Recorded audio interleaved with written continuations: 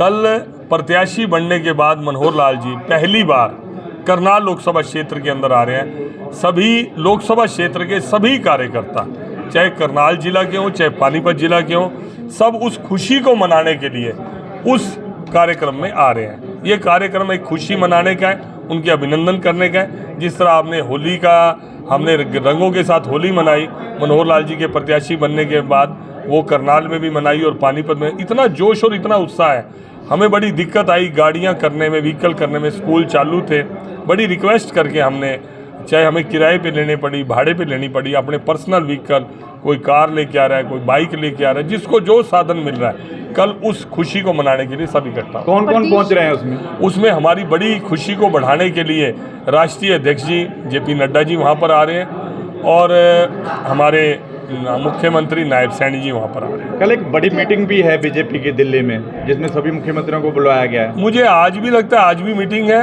और कल भी मीटिंग है। रेगुलर निरंतर प्रक्रिया बैठकों की चलती रहती है। अगर प्रदेश अध्यक्ष की बात करें तो अब किसे बनाया जाएगा प्रदेश अध्यक्ष? देखिए, पार्टी उसके ऊपर भी चर्चा कर रही होगी जरूर, और कई नामों के ऊपर विचार भी आ रहा है। समय समय पर मीडिया में अनेक नाम आते हैं। हमारे यहाँ बड़ा कलेक्टिव डिसीजंस रहते हैं और काम भी और नेतृत्व भी सामूहिक ही रहता है।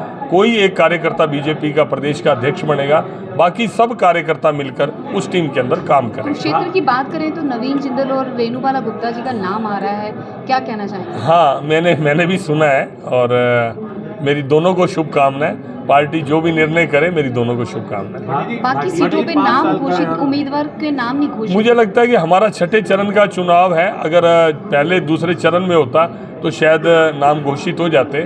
अभी सफिशिएंट टाइम है हमारे पास नाम घोषित करने के लिए, भी नॉमिनेशन का भी टाइम है, तो मुझे लगता है हो जाएगा सही से। 5 साल का आपका टेन्योर आप किस उससे देखते हैं, कितनी उपलब्धियां? मुझे लगता है जो मैं बेस्ट पॉसिबल, मैं अपनी शुद्ध आत्मा से जो भी सेवा दे सकता था, मिलने में, फ़ोन करने में, काम करने में, मेरे पास कोई आया, मैंने कभी उसका चेहरा ये नहीं देखा कि वो अपना बीजेपी का है या वो किसी और दल का है, वो साधारण परिवार का है या किसी और परिवार का है।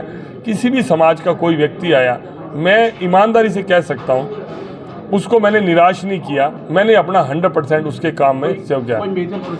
मेजर प्रोजेक्ट आप सोच सकते हैं जो नेशनल हाईवेज के रहे, हमारी रैपिड ट्रेन का बजट एलोकेट हो गया, करनाल जमुनानगर की ट्रेन का हो गया, पानीपत मेरठ लाइन का हो गया काम।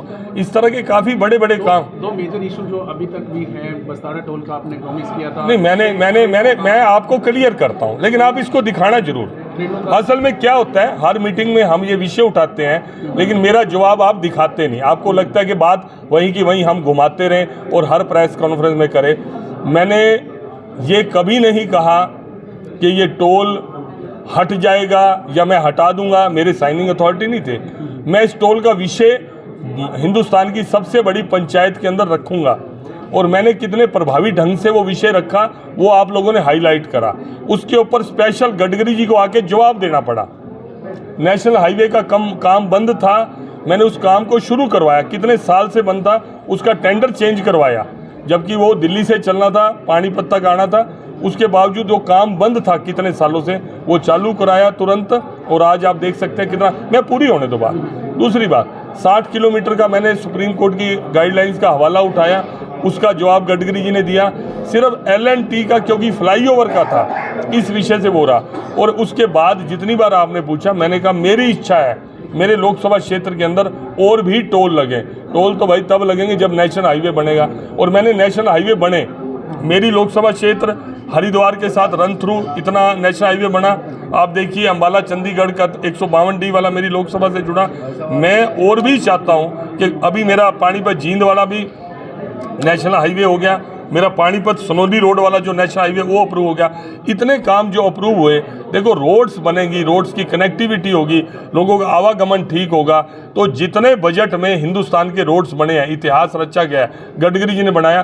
पूरे हिंदुस्तान का बजट एक तरफ, रोड्स का बजट एक तरफ, वो आप कंपनी से, प्राइवेट इंफ्रास्ट्रक्चर से वो पैसा आप उपलब्ध कराते हैं, तो उनका जो रिटर्निंग है वो टोल के रूप में ही जाता है। एक लास्ट क्वेश्चन है, ट्रेनों के ठहराव को लेकर के कई बार प्रॉमिस किए गए थे, तो आपके 5 साल के टेन्योर में कितनी ट्रेनें? देखिए, जितनी कोविड काल में ट्रेनें बंद हुई, सारी ट्रेनें दोबारा चालू की, शटल की, उनके किरायों का इशू था।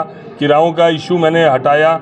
और आप ये देखिए कि जितनी ट्रेनें हमारे स्टेशन पर रुकती हैं, मेरी लोकसभा क्षेत्र के अंदर रुकती हैं, मैं रिकॉर्ड से कहता हूँ पूरे हरियाणा के अंदर किसी लोकसभा क्षेत्र में उतनी ट्रेनें नहीं रुकती हैं। भाटिया जी सैनी यहीं से उपचुनाव लड़ रहे हैं। हमारी कार्यकर्ताओं की इच्छा है, बाकी निर्णय पार्टी ने करना, अभी तक अनाउंस नहीं। लेकिन मनोहर लाल ने विधानसभा में अनाउंस किया था कि आपको जिम्मेदारी दे रहे हैं सीएम पद की, और विधायक अब सीएम सिटी करनाल ही रहे, तो हो सकता है वही लड़े। उनकी भी इच्छा ही है, मनोहर लाल जी की भी इच्छा ही है, मेरी भी इच्छा ही है, सब कार्यकर्ताओं की इच्छा है, पूरे करनाल के सभी लोगों की इच्छा है, लेकिन उस पर मोहर लगाना सेंट्रल पार्लियामेंट्री बोर्ड का कल काम। हुड्डा ने कश्यप समाज के लिए कहा है कि बाकी पार्टियों ने कश्यप समाज को वो सम्मान नहीं दिया है, शोषण किया है उनका। देखिए, हुड्डा साहब तो कुछ भी कह सकते हैं और हुड्डा साहब कुछ भी कर सकते हैं। वो अशोक तंवर के साथ क्या व्यवहार कर सकते हैं, वो शैलजा जी के साथ क्या व्यवहार कर सकते हैं, रणदीप सुरजेवाला का वो क्या कर सकते हैं, किरण चौधरी के साथ। हुड्डा साहब किसने किसका शोषण किया है, इस आपसे बड़ा उदाहरण तो कोई है ही नहीं। सपने में भी आप चाहते हैं कि मेरा नाकाबिल बेटा इस प्रदेश का मुख्यमंत्री बन जाए। मुख्यमंत्री बनाना हो तो उनको दीपेंद्र हुड्डा याद आते हैं, लोकसभा का चुनाव लड़ाना हो तो दीपेंद्र हुड्डा याद आते हैं, राज्यसभा का चुनाव को भी वो छोड़ते नहीं, वो कहते राज्यसभा में भी, क्योंकि उनके पास ब्लैकमेलिंग करने वाले एमएलए हैं। उन्होंने एमएलए को अपनी कठपुतली बनाकर अपने हाई कमान को भी दबाने का, प्रधान बनाने की बात आती है तो डम्मी प्रधान आप बनाते हो जिनको